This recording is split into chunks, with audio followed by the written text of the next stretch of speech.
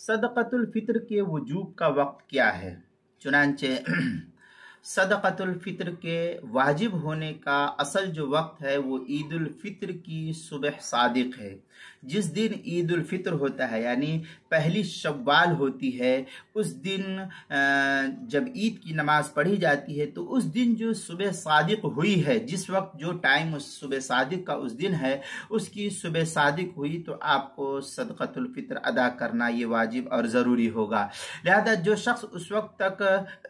اس وقت کو نصاب کے مالک ہونے کی حالت میں پائے، اس وقت کو یعنی جو صبح صادق کا وقت ہے، اس وقت کو اپنے پاس مال ہونے کی حیثیت سے مالک ہونا پایا جائے کہ میرے پاس مال تھا، میں اتنے مال کا مالک ہوں، اس حالت میں صبح صادق کو پاتا ہے تو پھر ایسے شخص پر صدقۃ الفطر کا وجوب ضروری ہوتا ہے۔ ایسے شخص کو صدقۃ الفطر ادا کرنا یہ واجب اور ضروری ہے۔ چنانچہ فتاوی ہند میں ہے وقت الوجوب بعد طلوع الفجر الثانی من یوم الفطر، یہ فتاوی ہندیہ کی عبارت ہے، پہلی جلد صفحہ 192۔ اسی کا ہم مصر عبارت جو ہے بدائع الصنائع کی دوسری جلد صفحہ 206، فتاوی خانیہ پہلی جلد صفحہ 232، ہدایہ پہلی جلد صفحہ 211، فتاوی تاتار خانیہ جو نیا چھپا ہوا نسخہ